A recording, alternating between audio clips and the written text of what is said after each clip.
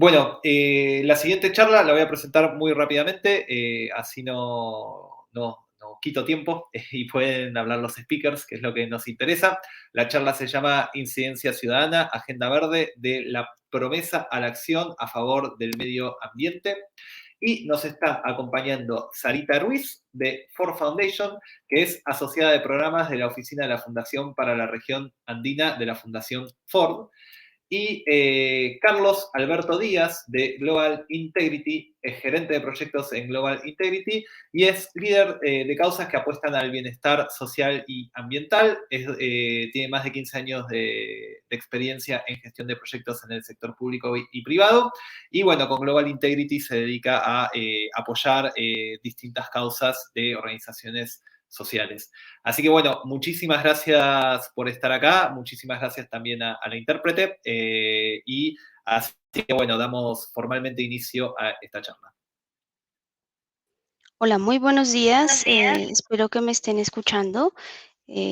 Primero que todo, un agradecimiento profundo al FITS, a Daniela Carvajalino por esta oportunidad, a todos los donantes y a las más de 400 personas que se están uniendo hoy a repensarse, a repensarnos sobre nuestro rol en nuestro nuevo contexto.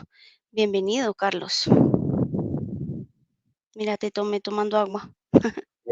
Bueno, como buen colombiano, con una taza de cafecito, un placer estar contigo, Sarita, perdón, en estos espacios, sobre todo para hablar de la arquitectura, la compleja arquitectura de la Agenda Verde, los retos que vienen, pero también las oportunidades que tenemos como sociedad civil. Yo cada vez siento que el ser ciudadano debería ser como un verbo, ¿sí? Un verbo que nos permita actuar, un verbo que nos permita ejercer esa actividad frente a esos compromisos que nos conectan con nuestro propósito, desde nuestros hogares, desde nuestro lugar de trabajo y sobre todo porque es un tema que está muy vigente en la agenda. Y pues bueno, venimos acá a compartir pues nuestras reflexiones, también los esfuerzos que hemos hecho desde diferentes orillas, bueno, tú desde la fundación, nosotros en Global Integrity desde el fortalecimiento de la sociedad civil para tener herramientas de diálogo y exigir también a las autoridades, a los gobiernos respuesta ante esta temática que pues está en la agenda internacional y local también. Qué bueno, Carlos, gracias por iniciarnos. La verdad, este conversatorio pretende, en un mapeo muy inicial, poder situar dónde está la agenda verde, cuál es el contexto de América Latina y, por supuesto, en Colombia, y al final poder plantear unas oportunidades y retos en términos desde la innovación social y desde la tecnología. Entonces, pues quisiera un poco hacer una reflexión sobre dónde está el contexto de esta agenda verde en América Latina y por supuesto iniciar con esta reflexión que muchos años duramos con con este sentimiento que la agenda climática y la agenda medioambiental era algo mucho más global, era una problemática que se sentía lejana a la situación cotidiana. Sin embargo, la vida nos ha puesto distintas pruebas como una pandemia, como los cambios de clima que sentimos al día a día, que nos damos cuenta que esta agenda verde, la agenda medioambiental y climática está realmente tocando nuestras puertas y que no es un tema que está totalmente alejado a nuestra realidad y a nuestra cotidianidad y que honestamente nos está motivando a tener reflexiones y acciones concretas para reducir ese impacto y, por supuesto, cambiar ese chip y esos hábitos que nos plantean todos estos retos. Pero a nivel regional, y quisiera plantearlo en este espacio de FITS, América Latina tiene un rol fundamental. Y esto parte desde condiciones geográficas como tener el 57% de la biodiversidad del mundo concentrado en la Amazonía, pero también en otras zonas donde la presencia de ecosistemas, de poblaciones étnicas y de comunidades es fundamental para entender el concepto de medio ambiente y territorio. Y es así que en la cumbre de la Amazonía en el 2023, hace poco estuvieron los mandatarios de Bolivia, Brasil, Colombia, Ecuador, Guyana, Perú, Surinam y Venezuela decidiendo qué retos son los que estamos enfrentando en la Amazonía, pero además iniciar una conversación como región desde la parte económica, y cómo, por ejemplo, poder empezar a intercambiar deuda por pagos y servicios ambientales y tener una voz mucho más global. Pero esto se conecta con una oportunidad que tenemos también como región con la llegada de la Conferencia de las Naciones Unidas para el Cambio Climático el próximo año, donde se va a realizar en Brasil, y donde nos requiere como región estar preparándonos para poder llegar con una voz unificada sobre esas negociaciones específicas en presupuestos, en agendas políticas, en renovaciones de cambios de modelo económico, para la reducción de gases, para la mitigación del cambio climático, que es el impacto en nuestra región es tan alta.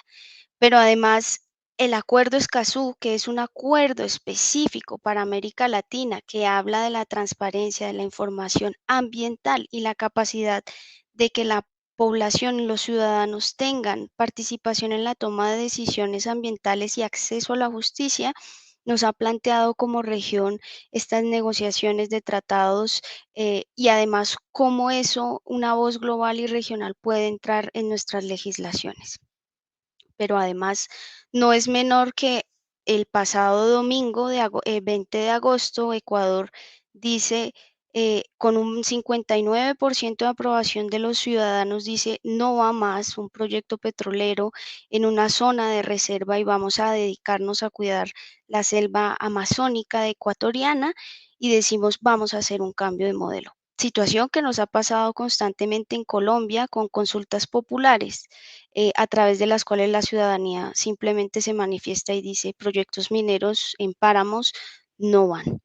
Pero además no podemos dejar de lado la situación específica que nos está planteando la economía verde con la transición energética y la necesidad de plantear conversaciones sobre nuestra matriz energética doméstica y cómo América Latina se está planteando esos retos, em, de lecciones aprendidas sobre el modelo extractivo y cómo estos nuevos materiales necesarios para las economías verdes como energías renovables, paneles solares, todos esos materiales que son necesarios para esa economía se pueden extraer desde América Latina, sin embargo, sin repetir. Entonces, ese es nuestro contexto regional. Carlos, por favor, complementa en este Me contexto. encantaría adicionar algo muy importante, y es que el secretario general de Naciones Unidas ha hecho un llamado a acelerar masivamente los esfuerzos climáticos, donde nuestro mundo necesita una acción climática de todos los frentes. Pero ¿cuál es el gran problema? Y es que el mundo necesita una inversión adicional de entre 1 y 3.5 billones de dólares. Esto es casi el 4% del PIB mundial, cifras del 2022 según McKinsey. Y todos estos esfuerzos de gobiernos, organizaciones internacionales, y estoy hablando de recursos monetarios para reducir las emisiones, que son temas de mitigación, pero también para adaptarse al cambio climático, que son temas de adaptación. Y estoy hablando de infraestructura, estoy hablando también de conversiones de modelos económicos y demás. Ahí, ahí yo creo que hay que hacer un alto en el camino y reflexionar sobre los riesgos de los proyectos. Y estoy, por ejemplo, el tema de infraestructura, que puede ser algo que nos podemos enfocar en esta charla, y es, tienen unos grandes riesgos estos proyectos porque el modelo de gobernanza actual no es perfecto, y lo estamos viendo con temas que se están discutiendo hoy en este evento, y son los actos de corrupción, los sobornos, los fraudes, la inflación de precios, la malversación de fondos.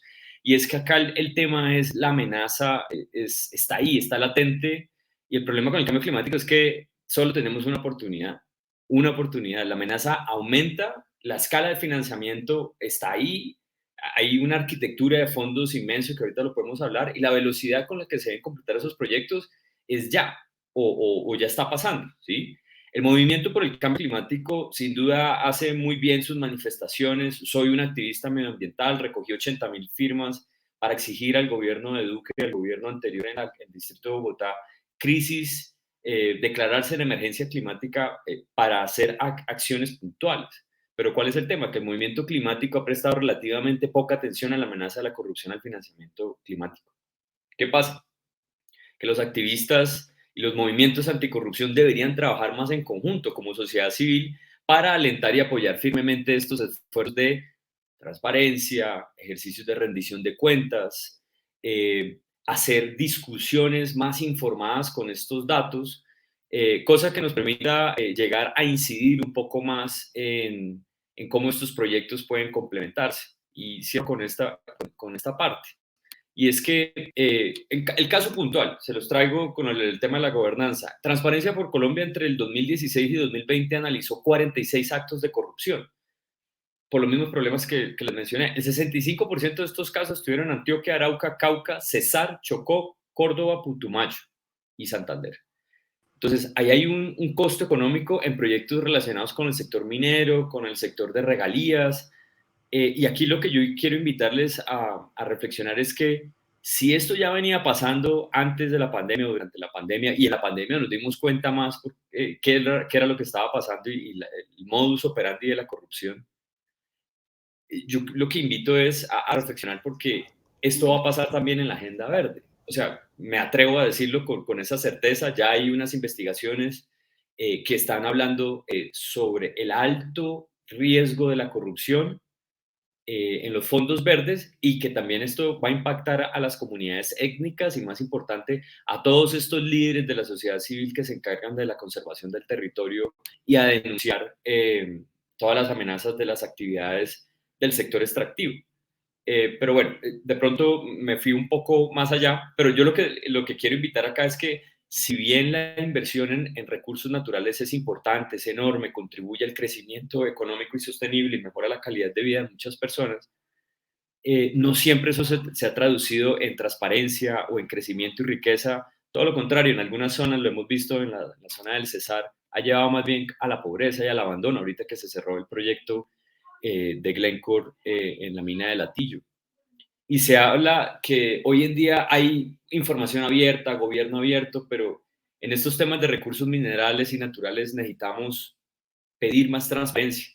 Pero pedir más transparencia, y ahí podemos caer en algo que llaman la transparencia zombie, y es cantidades masivas de datos divulgados por el sector público y el sector privado en PDF, de una manera incompleta, y esto amenaza con el poder de nosotros participar, informarnos, coger bases de datos, analizarlas, ir a pedir más información sobre esto, incluso provocar incidencia en mejor divulgación, ¿sí? Como lo ha hecho Transparencia con DNP, para mejorar, por ejemplo, el portal de Mapa Inversiones, o otras herramientas que podemos hablar más al cierre de la charla. Pero quería traer como esta reflexión, Sarita, para de pronto indicar que todo esto se tiene un contexto de compromisos internacionales, pero que termina también haciendo reflexiones a nivel local.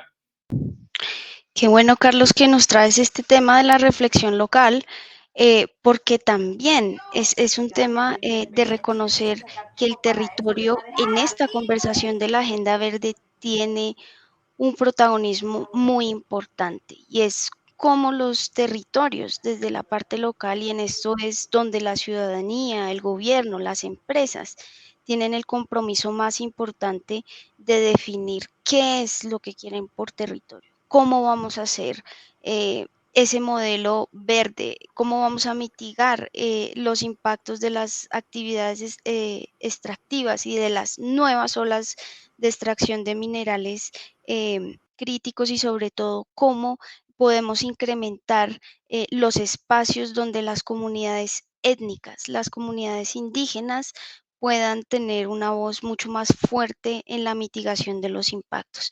Pero ya el tiempo corre rápido, Carlos. El tema está muy interesante, pero quisiera que dedicáramos estos últimos minutos, 20 minutos, a que, digamos, aterricemos cuáles son las oportunidades y retos entendidos desde esos espacios que tenemos para construir a nuestro favor, más que entenderlos como esa palabra como reto. Entonces, yo te invitaría, Carlos, a que discutamos un poco sobre el tema de oportunidades, y quisiera dejar sobre la mesa una primera oportunidad, y es esta necesidad de comprender las capacidades desde los ciudadanos existentes, desde la sociedad civil que se tienen para digamos, enfrentar los datos o las situaciones existentes.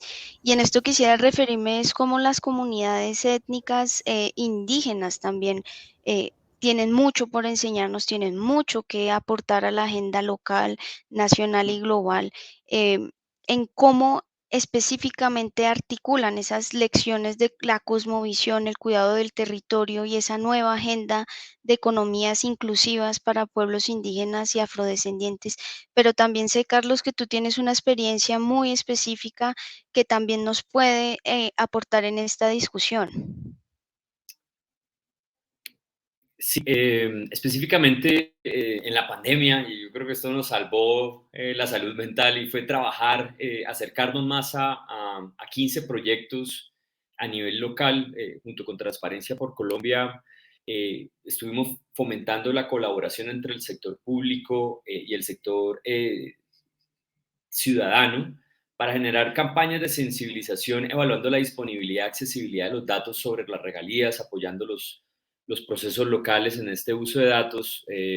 Esto obviamente venía financiado por donantes que estaban muy enfáticos con el tema de, bueno, ¿y cómo podemos apoyar los movimientos locales? Y ahí tuvimos una experiencia también a nivel de transparencia. Eso está en la página de ellos, pueden encontrar todo ese ejercicio que hicimos de reflexión.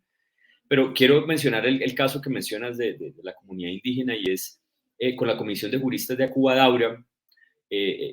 Acuba en Embera significa ayudantes, y la función de ellos son personas que quieren ayudar en los procesos y generar puentes. Y en ese sentido, pues, con la asesoría legal que ellos tenían, empezamos a entender cómo eran los procesos para la comunidad, nuestra comunidad indígena, y era, ese movimiento se centró en apoyar a todo el movimiento indígena nacional y a las organizaciones indígenas locales para participar e involucrarse con las agencias gubernamentales, fortalecer sus propias capacidades y apoyar la implementación de las decisiones de las autoridades indígenas en el marco del Sistema General de Regalías. Pero, ojo, ahí en todo eso no es solamente formular un proyecto y ir a decir, mire, financiame el proyecto, Sistema General de Regalías, no, ahí estamos hablando de encontrar la información de licencias, contratos, toda la cadena logística que ustedes se puedan imaginar, de lo que involucra una solicitud de exploración, extracción y producción de combustibles fósiles, por resumirlo así. eh, Ahí hay una información que les permite a ellos involucrarse en los espacios de toma de decisión. Y vale aquí aclarar que todos estos ejercicios de promoción se pueden resumir de una manera, y es, ellos lograron algo que nosotros deberíamos aprender, y es captar de manera diferencial las narrativas, ¿sí? Ellos utilizaron sus datos o los datos del sistema y digamos que los transmitían a las comunidades por medio de relatos, anécdotas, chistes. Obviamente, para ir a hablar con la comunidad, pues esto también permitió como un diálogo de vía para informar cuáles eran las necesidades del territorio, las amenazas en el territorio. Estoy hablando de contaminación, de desplazamiento, pero también participar de esos espacios, de concertar con las autoridades locales e incluso elevar los casos más críticos a la Corte Interamericana, al Sistema de Naciones Unidas, eh, por la falta, digamos, de atención del gobierno nacional.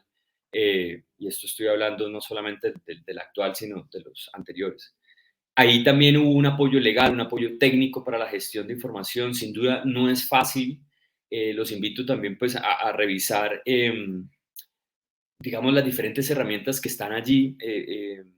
Transparencia por Colombia tiene un sistema muy interesante, porque donde nosotros necesitamos información, esa información ya existe. O sea, nosotros, Acubadura hizo algo muy interesante, y fue utilizar los procesos que ya existen para buscar esa información, no crear procesos nuevos, ¿sí? Entonces ellos utilizaron una red, por ejemplo, de aliados. Estoy hablando de cooperantes, del sector consular, de embajadas, también sus mismas audiencias en el sector indígena, luego sociedad civil y luego el gobierno, ¿sí? se apoyaron de esas institucionalidad o plataformas para dialogar, utilizaron plataformas digitales también para acceder a esa información.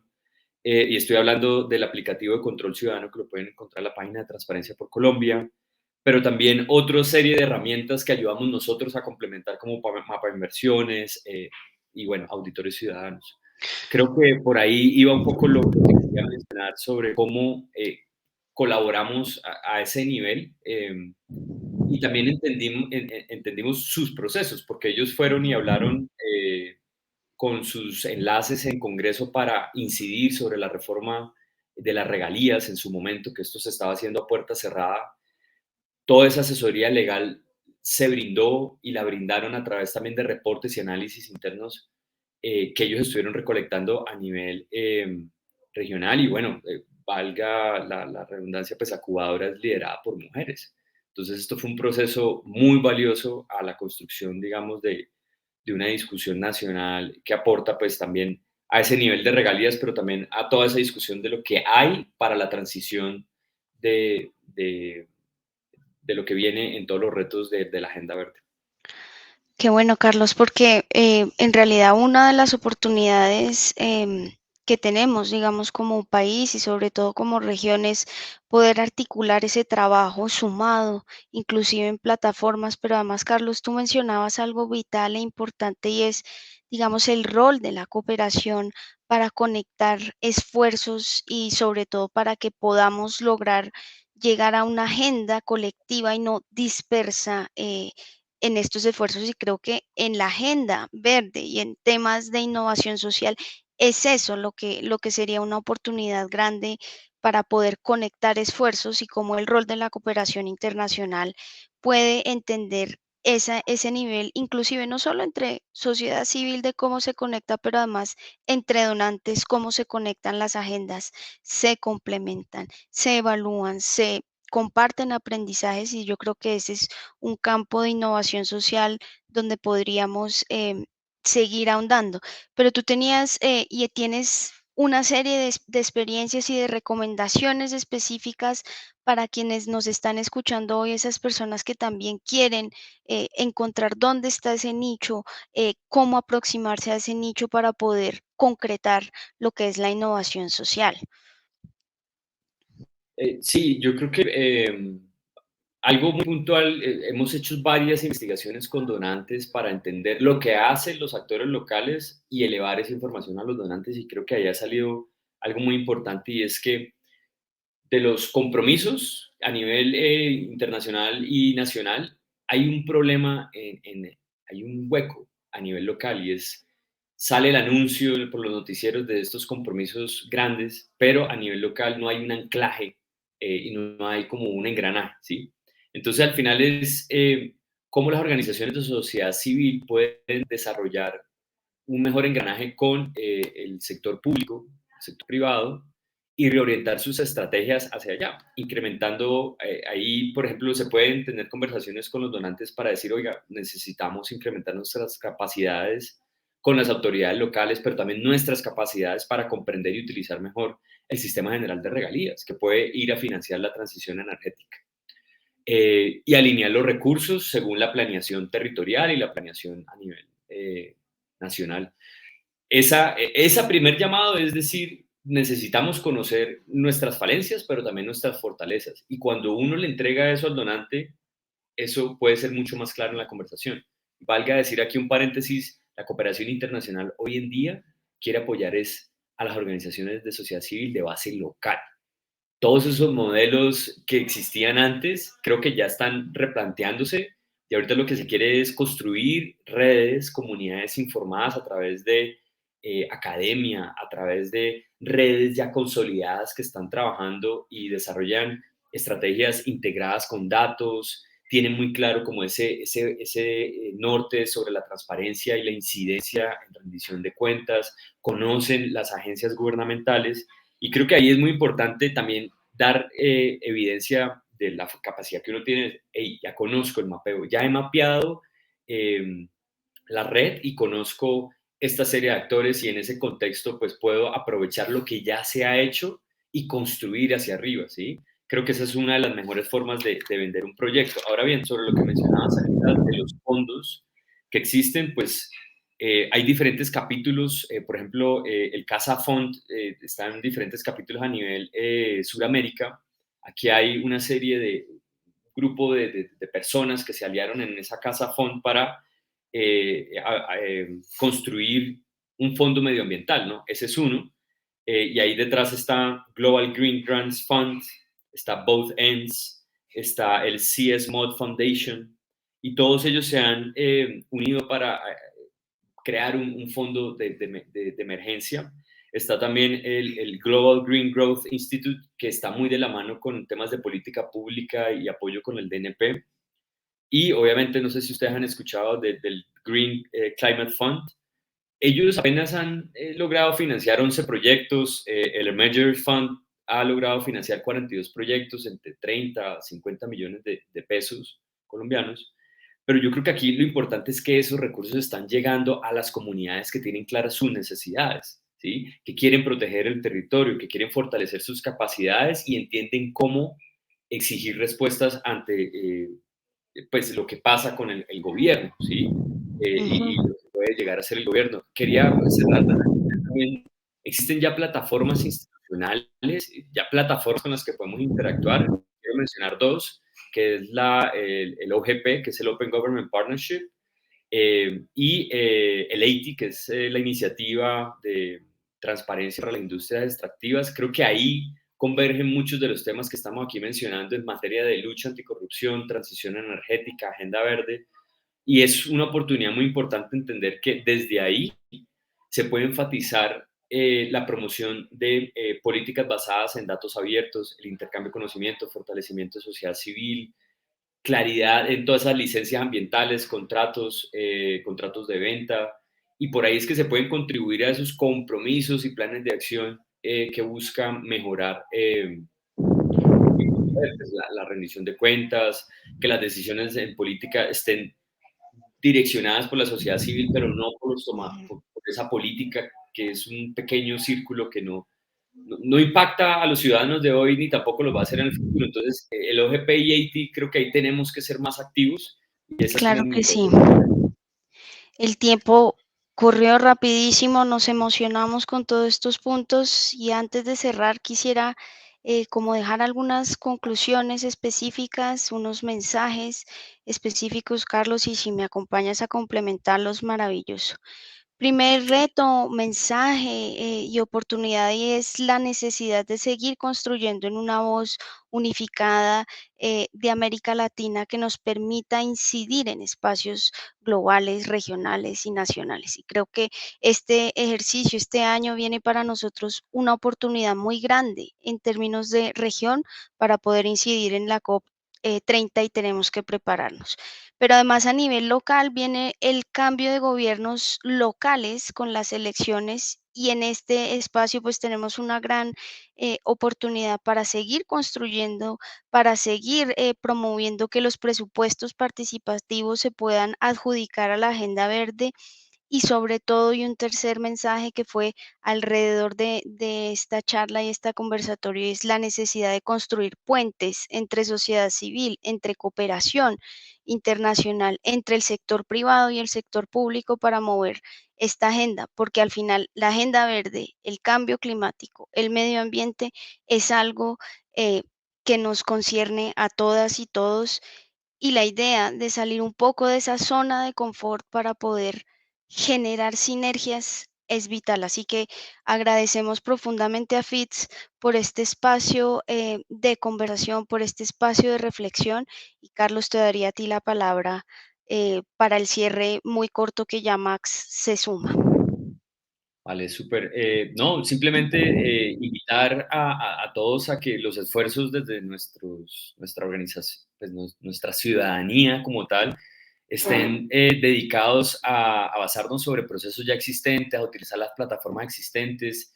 Sé que eso es un gran reto, pero creo que la movilización de la agenda verde se tiene que hacer de manera conjunta, con socios, aliados, y mostrar eso también a los donantes. Hoy la agenda está cambiando de manera muy rápida y creo que podríamos incidir pidiendo recursos, pero pidiendo recursos de una manera clara para exigir a los gobiernos claridad, transparencia y respuesta ante las solicitudes que se están haciendo desde nuestros contextos locales. Muchísimas gracias. Bueno, muchísimas gracias, Sarita, muchísimas gracias, Carlos Alberto, por estar acá, por ser parte de este espacio. Y bueno, y también muchísimas gracias por respetar el tiempo, que también es súper importante para seguir con la agenda. Así que bueno, también agradecerle a los espectadores, agradecerle al intérprete. Así que continuamos con el evento en la próxima charla que va a ser en la Sala Blanca, que es Transparencia Electoral, la tecnología como aliada del periodismo independiente en la cobertura electoral. Acuérdense que tienen que salir y cliquear donde dice en agenda el cuadradito que tenga el nombre de dicha charla. Así que nuevamente gracias y nos vemos. Gracias. Adiós. Adiós.